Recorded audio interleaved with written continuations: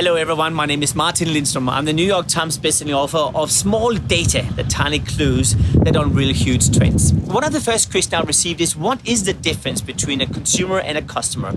In my opinion, there is no difference anymore. In the good old days, we had something called B2B, and then we had B2C. In the future, it won't happen. Why? Because we're both consumers at work, and at work, we're private people. That means that B2B and B2C is really the same. That's the reason why I'm defining it as H to H. It stands for human to human. And I believe in many ways we have to treat business people as being human beings and human beings as being business people.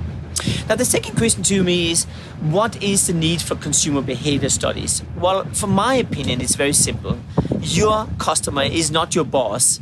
It is the consumer or the customer. And having that in mind, it means we need to understand people. The way I do that is to move into consumer homes and live with them. I'm not saying you should do the same, but you should truly understand your customers by spending time with them.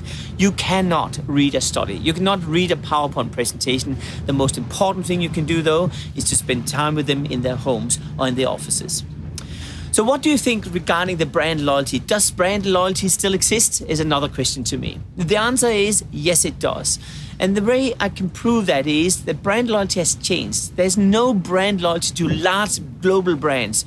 In fact, global brands are dying, in my opinion. But there is a huge loyalty to small, local, community-based brands, i.e. the brand just around the corner, the farmer which are growing the local potatoes, the person growing my local chicken. All those brands are going to have a revival right now, and I'm truly loyal to those. Next question is, how is big data analysis helping to increase business revenue? Can you make a comparison between small data and big data? Well, the answer is very simple. Big data is all about correlation. Smaller data is about causation. It means that you need to have a hypothesis first. You need to understand what is the deep insight I want to create my strategy around. Once you understood that, by spending time with consumers and customers in their homes or in their offices, you can now correlate it, meaning you can verify it by using big data. So really, big data and small data are not separated. They're not mutually exclusive, but it takes two to tango, and that's exactly what small and big data is doing. The last question is, do you prefer good data or good models? I prefer none of them. What I prefer is to understand the insight of consumers. If we call that data, it's good data. But most people today believe we can rationalize data. In the end of the day, it comes down to you feeling what consumers or customers are thinking. You cannot rationalize love.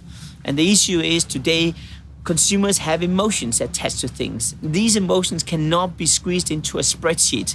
They have to be articulated in different ways. And there's no better ways than to listening and observing consumers. If you call that data, that's what I believe in. If you can create a model around it, even better. But that model has to articulate emotions. And if you forget about that, you can forget about building brands.